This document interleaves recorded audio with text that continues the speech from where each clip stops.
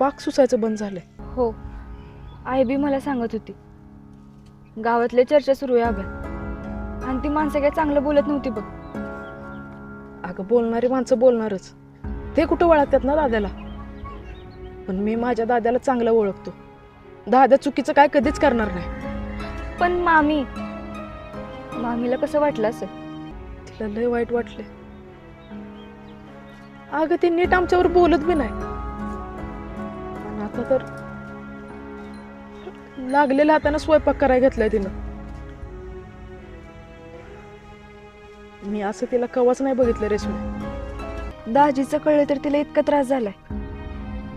अभ्या, तुझं कळलं तर?